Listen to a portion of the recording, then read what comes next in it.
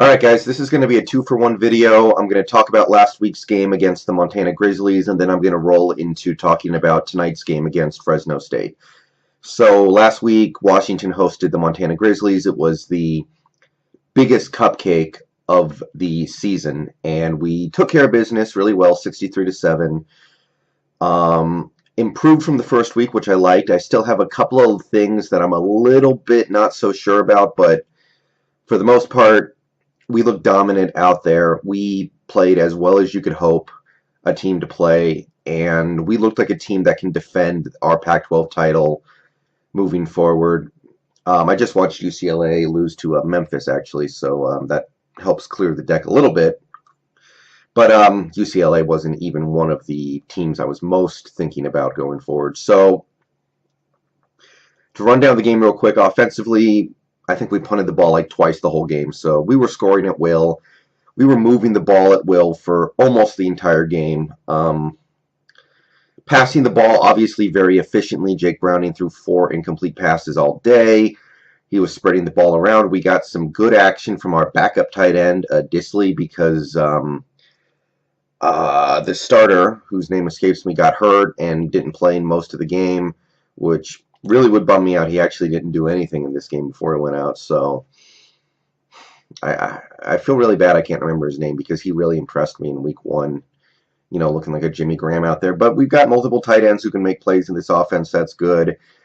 The one bad play that the offense had all day really was a missed pass interference call where the ball got tipped and picked off and run back, which was Montana's only score of the game. So Montana's only really good play on defense, and their only score of the game came off a blown call. So not going to sweat that.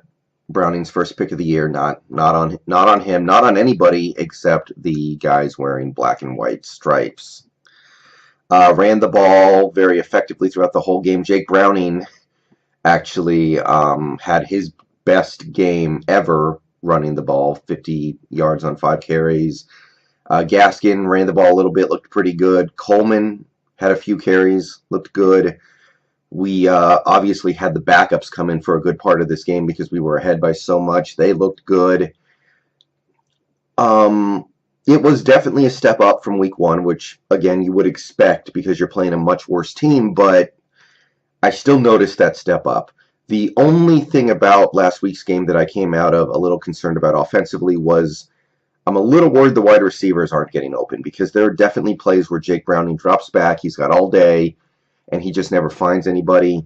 And that's why he ran the ball so well today, in part because he was trying to find a receiver, and he just couldn't find one, so he would take off and do so productively. But you would prefer that he gets the ball out and finds an open receiver. And, you know, we lost John Ross from last year, so you can't be extremely shocked that the receivers took a step back this year.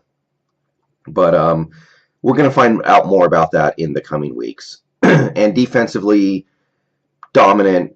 Montana could not run the ball, could not pass the ball. The only thing that they really did all day was they were able to pick up some third downs. They were able to keep some drives moving, but they never scored on offense. So to get upset about anything that you saw out there would be really nitpicking. I'm a tiny bit concerned about the secondary because we've lost so many guys. And you can see on some plays the secondary is not controlling the game as well as the secondary last year would have. You know, losing guys like Kevin King and Buda Baker and even the guys who we've lost over the last 3 or 4 years, like Marcus Peters. I don't know if we've replaced those guys. But dominant effort all around. Not a lot to really get excited about, but we looked good. And tonight, like 5 hours from now, we're taking on the Fresno State Bulldogs. Probably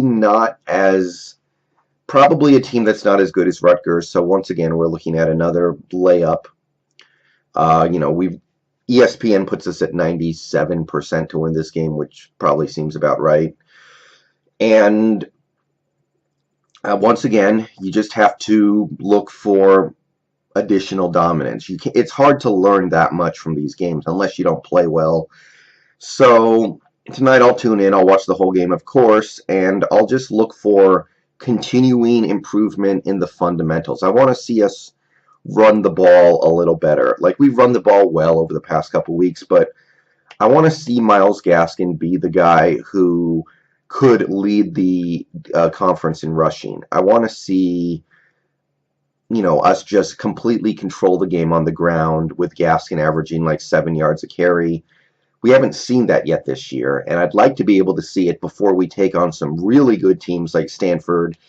I don't think we play USC this year, actually, but the better teams at the very least. Stanford is the one team on this schedule that you would say is definitely going to be a big obstacle, and there are a couple other good teams that we play as well. I want to see this running game get completely into form before we get to those games, and I've seen good things over the first few games, but I've also seen some minor trouble spots.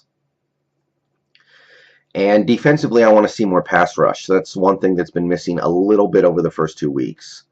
Even, in the game against Montana, where we played really well and we didn't give up any points, I didn't see the kind of pass rush that I come to expect from this defense based off the last few years. And part of that's just because we've lost some guys, but the replacement guys need to step up. And, those guys are not going to come back ever. They're in the NFL now.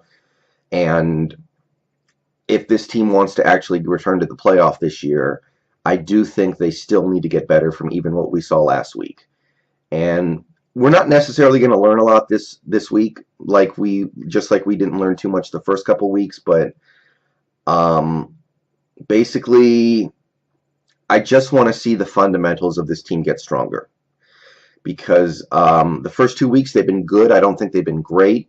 And they're going to have to be great if we want to beat out Stanford for the Pac-12 title. That's my take. So I'll make a post-game video after this game, probably later on this week.